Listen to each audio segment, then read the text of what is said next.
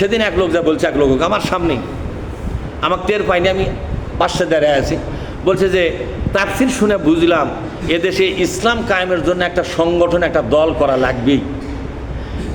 যাক বলতেছি তাই বলছে থতগুলা কথা, জান্নাত যাওয়া তো কথা বলা হয়, জান্নাত তুই যদি পাবার চাস ওগুলো দল পাটির ঝামেলার যাওয়ার দরকার নেই, ওগুলো তোকে এমনি ঠেলে কথা বলছে।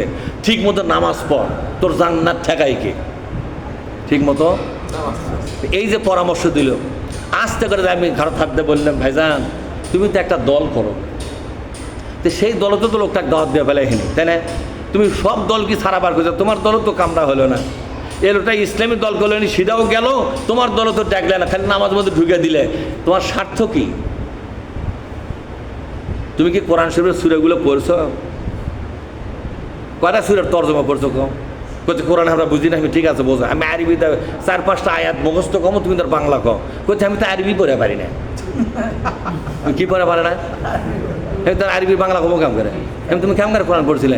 আজকে এটি মানে দেখা আসো সত্যি একটা কথা কও তো, এই 5 বছরে কোরআন শরীফের সূরা বাকারার তর্জমা পড়ছো কি? বলছি সূরা বাকারা সেটা কোনটা আছে?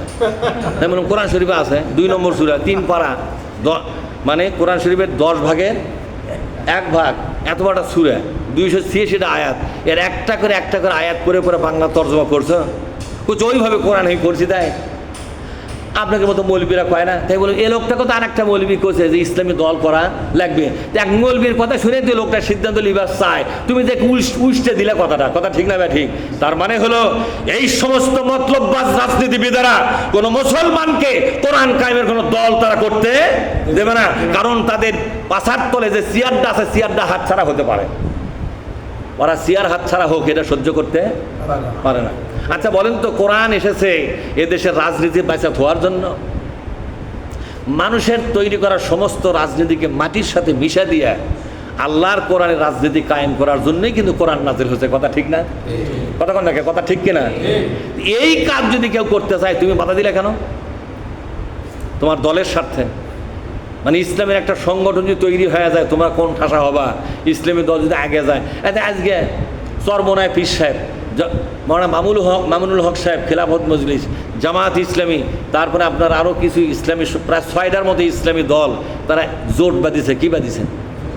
এই জোট বাঁধা দেখে ভিন্ন রাজনীতি তারা তার খেপে এমন ভোম হসে যে পায়খানা করে পানি খরচ করবে কিনা সে খেয়ালও তারা অথবা নাও করতে পারে, এত রাগ ধরে গেছে। মৌলবীরা জুমালিয়া থাকবে, মাদ্রাসালিয়া থাকবে, কবর আযাব গজব থেকে মানুষকে বাঁচাবার জন্য কবর জিয়ারত করবে, দোয়া খায়ের করবে, এগুলোর মধ্যে মৌলবীরা থাকবে। মৌলবীরা ওই জগৎ ছেড়ে দিয়ে এসে আমাদের চেয়ারের জগৎ আসে কে? ঠিক না ব্যাটিং ধরে? আচ্ছা আপনাদের কাছে একটা প্রশ্ন করি, চেয়ারগুলো যদি ওদের হাতে থাকে, কিয়ামত পর্যন্ত কোরআনের বিধান কায়েম হবে না? কথা কন না একেবারে। চেয়ার যদি ওদের হাতে থাকে, কিয়ামত পর্যন্ত কোরআনের বিধান কায়েম হবে? ওরা কি কোরআনের বিধান কায়েম করবে? ওরা তো তা করবে না। ওরা চেয়ার নিয়ে দেশের মানুষকে জিম্মি করে দেশের ব্যাংক আর বিদেশের ব্যাংকগুলো সবগুলো ভরাবে, ভরার পরে যদি টাকা বাঁচে বিদেশে যা বাড়ি কিনবে। ঠিক না ব্যারিক জোরে খন? হ্যাঁ, বালুসের মধ্যে থেকেও তাকে টাকা বাড়ায়, ঠিক না? খাট বস খাট উল্টে দিলেও সেখান থেকেও মালমাত্রা বাড়ায়। এতই সুন্দর সুন্দর এক একটা কি বড় বড় নেতা।